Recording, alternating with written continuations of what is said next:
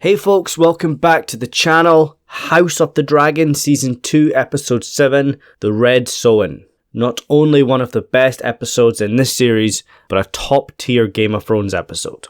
Operation Dragonseed is in full swing now. Corlys's illegitimate son, Adam of Hull, claimed sea smoke last week. Now enter the Bronze Fury, the former dragon of the old King Jaehaerys, and its mate, Silverwing, the dragon of good Queen Alysanne.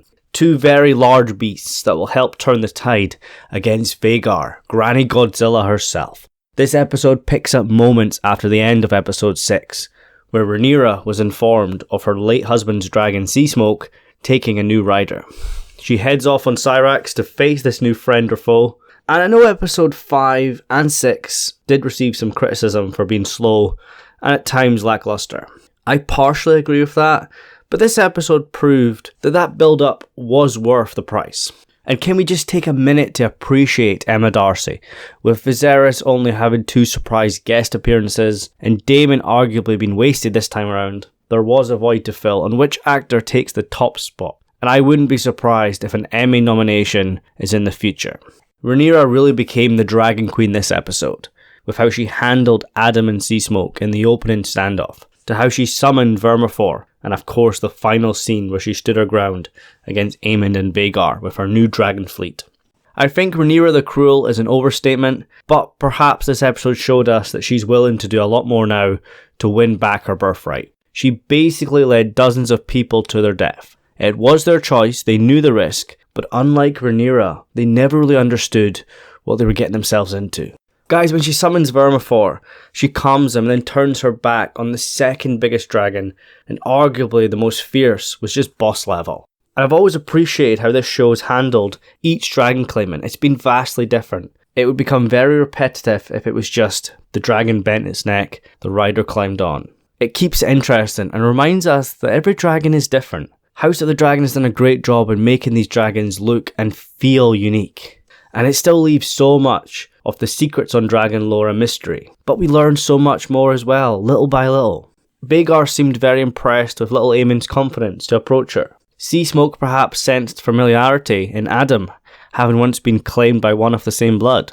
Vermithor perhaps was impressed with how Hugh stood up to him, basically challenged him, or like Seasmoke he sensed familiar blood, because it was revealed in this episode that Hugh Hammer is the bastard son of Sarah Targaryen, one of the daughters of the old King Jaehaerys, who dishonoured her family and the role as a princess by being very rebellious and committing a huge sex scandal, before fleeing to Essos and having her own pleasure garden. And it feels very fitting that the bastard of Sarah claims the old king's dragon. And then there's Silverwing, who is now ridden by Ulf the White, who claims to be the bastard of Balon, making him the half-brother to Viserys and Daemon. He very clumsily stands on one of her dragon eggs, and he gets his first ride to King's Landing and back. And you can argue whether Ulf was sent there by Rhaenyra, or Silverwing took charge and flew back to her previous rider called home, but no matter what, it got Aemond's attention. And now the tables have turned. Vhagar has always been the win button. Everybody's scared of Vhagar. And she was wanting to fight at Dragonstone. She was willing to go 3, maybe 4-on-1. But Aemond knew they had no chance against Syrax, Seasmoke, and now Vermithor and Silverwing. The Bronze Fury versus Granny Godzilla would be enough for a kaiju level battle. But with backup, no, Vhagar has no chance. And I really appreciate how Aemond had to force Vhagar to flee. He was pushing, he had to command her several times. And as we've seen in the past, she doesn't always listen. She was totally up for this fight, even if it meant she was going down. It reminds us how she grew up in battle during the conquest and the wars against Dorne. Vhagar is a killing machine, but now the Blacks have 2 of their own. And once Caraxes rejoins the fight, advantage Team Black once again. But of course this episode is far more than the Red Sowing. News of Seasmoke taking a new rider reaches both Dragonstone and King's Landing. I don't think Aemond was informed about this. I think Larys kept that to himself with how Aemond reacted to the warning bells when Silverwing entered the city. We all know Larys wants to be Hand of the King, and the best way to do that is get Aegon somewhat healthy and rule through him, just like how Otto did when Viserys was bedbound. And speaking of Aegon, he was a standout performance early doors this season. Of course he's had fewer minutes once he suffered his wounds at the hands of Aemond and Vhagar, and has become bedbound. However, when he does appear, he still delivers. His cries of agony were very uncomfortable to watch, and I can see this actor being one of the breakout stars from this series. And then in Dragonstone, Corlys Velaryon meets with Adam and praises his son for his new feat of claiming a dragon. And is this the first time Corlys has spoken to Adam? It's always been Alan. Alan seemed to always be his favourite. But guys, I wish Corlys himself would actually do something. He spent pretty much every episode just walking down to the docks, speaks to Alan, then disappears. Maybe appears in the Black Council now and then. Corlys kind of seems in limbo. There's not much for him to do, like so many characters in the show right now. But we have to see the legendary sea snake on his ship, hoping for that next week. But guys, episode 7 isn't without its problems. They have no idea what to do with Alicent Hightower. She's an important character, and Olivia Cooke is one of the stars of the show. But these scenes were just a whole lot of nothing, a big waste of time. You could have cut them out. She went camping and swam in a lake. I think they were trying to hint that she may take her own life, but it's not easy finding something for a character with such little source material. But I'm hoping we get more next week that's actually relevant and worthwhile. I would rather they take a break from certain characters, just let them sit an episode out. But if she had to show up this week, just show her receiving treatment from the Grand Maester and leave it at that. That entire sequence in the Kingswood was a big waste of time. You could have cut that out. No shade to Olivia, she's brilliant and no matter what she does. But I always say one of the strengths of Game of Thrones was the ability to let characters take a break, set an episode out, come back when there's actually something to do. And I don't think House of the Dragon has that confidence. Sometimes it makes up stuff for characters just for them to appear, even when it doesn't make sense. And then we jump up to the Vale.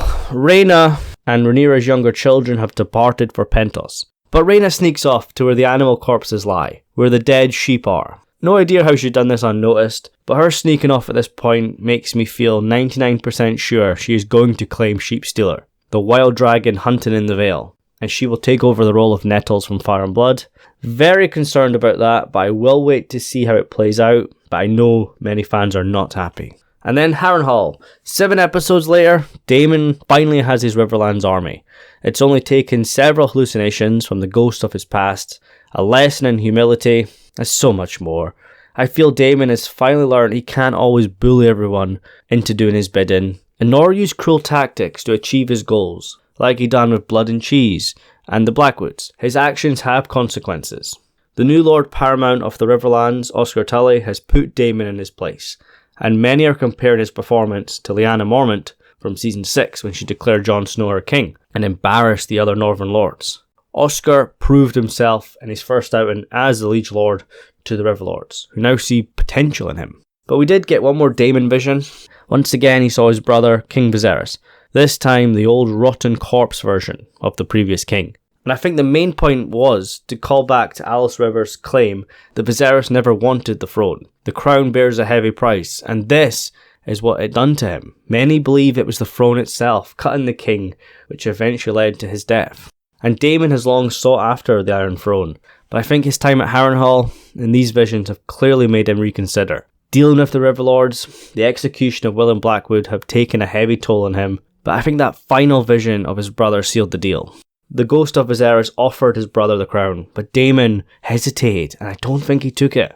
I think he knows now it's not his destiny to become king, or at least he's getting to that point. He just has to admit it to himself. He's seen what it's done to his family, his brother, and the consequences of his own desires for it. Harrenhal has received heavy criticism this season, most of it justified, but I think the main point is to get Daemon on the path that leads him to becoming the man who fights above the God's Eye. Overall, interesting ideas, but at times, most of the time in fact, poor execution. And I know many are disappointed with Daemon, who was arguably the best character in Season 1, especially in the first few episodes. But overall, top tier episode, probably my favourite from Season 2. Rhaenyra's the MVP, and Vermithor's wrath and Hugh standing up to him, one of the best sequences so far. And I think the best single shot is Rhaenyra standing before her dragon army on the cliffs of Dragonstone. And my expectations are very high for the finale after this.